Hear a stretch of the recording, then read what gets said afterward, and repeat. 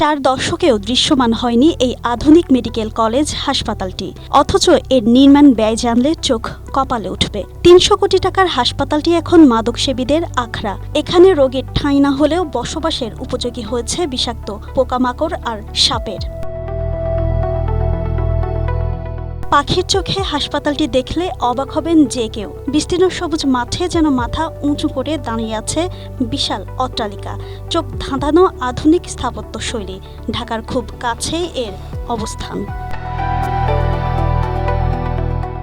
ধামরাই ও টাঙ্গাইলের মির্জাপুর সীমান্তবর্তী এলাকায় পাইকপাড়া ও ওয়ারশি এই দুই গ্রামের প্রায় 16 একর জমির ওপর তৈরি করা হয়েছে ইউনুস খান মেডিকেল কলেজ হাসপাতাল।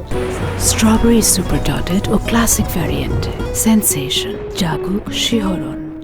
চিকিৎসক ও শিক্ষার্থীদের জন্য আবাসিক হোস্টেল, মসজিদ ও দৃষ্টিনন্দন পুকুরও রয়েছে এখানে। এই ভবনটা আপনার অনেক দিন যাবত পুরো রয়েছে। আমরা পরিত্যক্ত অবস্থায় দেখতেছি, আপনার অনেক মনে হয় আমাদের জন্মের আগে থেকে দেখতেছি। বাকি হসপিটালটা নেশার মতো একটা আকড়া হয়ে গেছে। এখানে অনেক যুবক পোলাপান নষ্ট হয়ে যাচ্ছে, যুব সমাজ ধ্বংসের দিকে যাচ্ছে। কথায় প্রত্যন্ত অঞ্চলে আধুনিক চিকিৎসা সেবা পৌঁছে দিতে 1995 সালে হাসপাতাল নির্মাণের কাজ শুরু হয়। শিল্পপতি ইকবাল খানের বাবা ক্যান্সার আক্রান্ত হয়ে মারা যান। এরপর ক্যান্সার হাসপাতাল হিসেবে এখানে কাজ শুরু হয়। টানা 20 বছর ধরে চলা নির্মাণ কাজ শেষ পর্যায়ে এলে অর্থনৈতিক ও রাজনৈতিক সংকটে তা থেমে যায়। জানি যে মসজিদ, মাদ্রাসা এবং স্কুল কলেজ সবই এখানে আছে। এটা যদি এটা অনেক বড় প্রজেক্ট, প্রায় 300-400 কোটি টাকা ছিল। আমাদের এখানে ওই রকম ভাবে হসপিটাল নেই, তো এটা আসলে যদি সরকার একটু দেখতো তাহলে কিন্তু আমাদের জন্য উপকার হতো। 2017 সালে প্রধান উদ্যোক্তার মৃত্যুর পর পুরো প্রকল্পটি মুখ থুবড়ে পড়ে। তবে সরকার কিংবা কোনো ব্যক্তি এগিয়ে এলে মালিকপক্ষ রাজি আছে বলে জানান তিনি।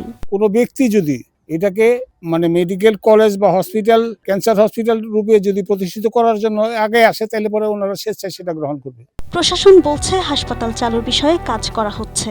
ইতিমধ্যে রিপোর্ট হয়েছে, আমরা অথরিটিকে জানিয়েছি যে এটা যদি সরকারি উদ্যোগে বা ব্যক্তি মালিকানা থেকে সরকার নিয়ে কোনো স্বাস্থ্যসেবার খাতে এটাকে ব্যবহার করা হয়, তাহলে জায়গাটা এখানে উপত্যকা থেকে অনেক দূরবর্তী স্থান, তাহলে ওই এলাকার মানুষ তাদের উপকৃত হবে।